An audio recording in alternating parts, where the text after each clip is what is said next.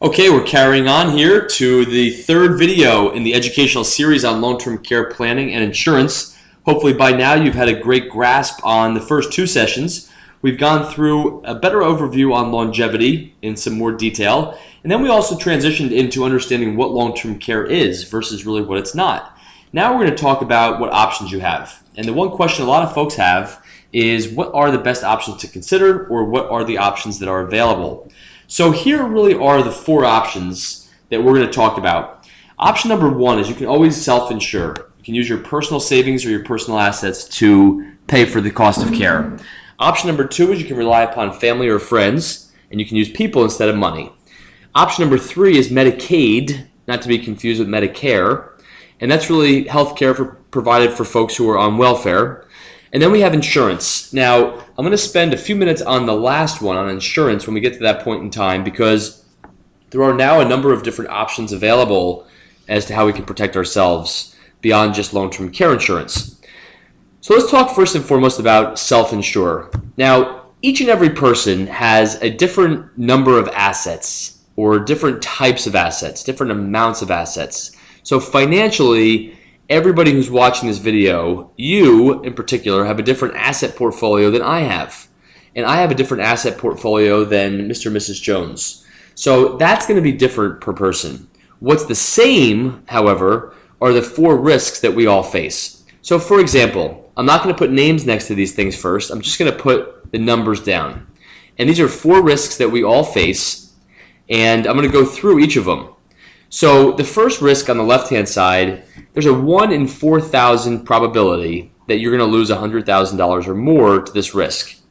And that risk is called a fire to your house.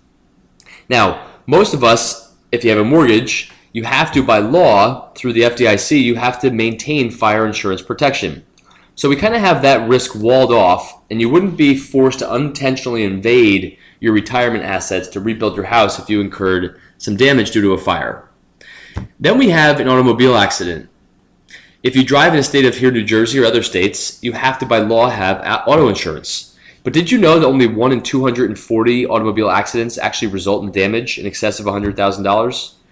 But we have that walled off, so we're not going to unintentionally have to invade our principal or our retirement assets to pay for damage or liability from an auto accident.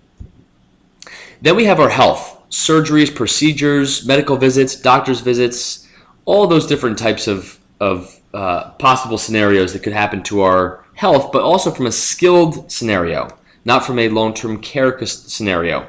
So we have health insurance and Medicare to wall that off. Now, long-term care, there is statistically a 1 in 2 likelihood that you or I may need long-term care. So what happens to most people is that everything just falls right through the cracks. And what we propose is, why not keep it intact and wall that off the same way as you've protected every other major risk that you face in life. In fact, I'll pose a question to you right now. Can you really think of any reason why you would treat or handle the risk of needing long-term care differently than how you've handled every other major risk that you face in life?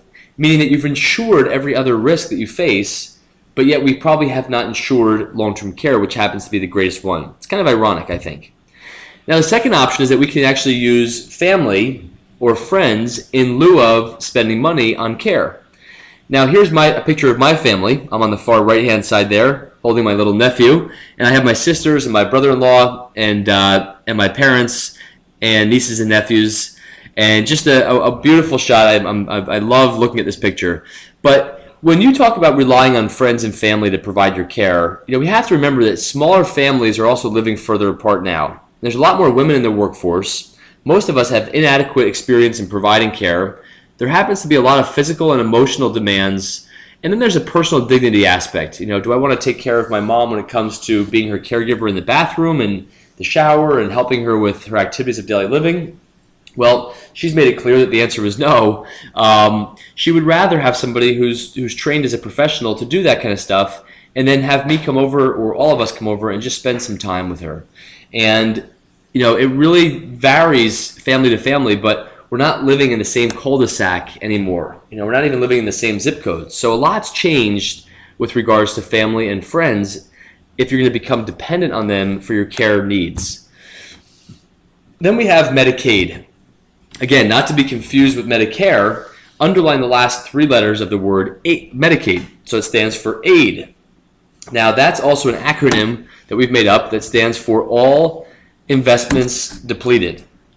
And it's a joint federal and state program that's designed to pay health care costs for people who are on welfare, and people have to spend down their assets to qualify.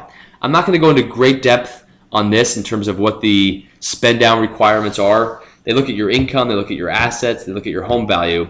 I certainly can do that if we ever talk, on the telephone or have a meeting privately to address these needs further. But Medicaid is really a place that only pays for care predominantly in a nursing home. So if somebody's desire was to stay at home as long as possible, Medicaid may not be able to satisfy that particular desire. So Medicaid is the third option. Now the fourth option is insurance. Now I'm not talking just specifically about long-term care insurance. I'm just talking about what's referred to as the concept of transferring this risk from you to somebody else. Obviously, what does that get you when you transfer this risk? Well, it gives you access to quality care. It helps you avoid indigence or Medicaid or welfare. It allows you to help maintain your independence and protect your assets. It relieves any burden that would otherwise be put on your loved ones. And it ensures a choice of care, who provides it, where you receive it, when they're coming in. And it also helps protect your spouse's and your family's quality of life. So that's really what the insurance does. Now, in today's day and age, there are multiple solutions available. I'm going to talk primarily about the vanilla option here under long-term care insurance, but you also have life insurance with long-term care riders, and you have annuities with long-term care riders. You have indexed annuities, which are income investments to a degree, with long-term care riders. Now you have reverse mortgages and so on. So when I sit down with people, or if you and I ever chat, we're going to go through some of these different options and see which ones make the most sense for you. So anyway, we have now gone through a completion of 3 videos, and we have 2 more, and then you have got everything that you possibly need to make good informed decisions. We've gone through longevity, we've talked about what long-term care is, we just discussed what your options are, and we can talk more about those when we actually speak one-on-one. But I just want to point out here again, a congratulations to you for learning more about your options, and just look out for your email the next 2 days. Watch these last 2 videos, and then we'll take it from there. All right, thanks so much. Have a great day.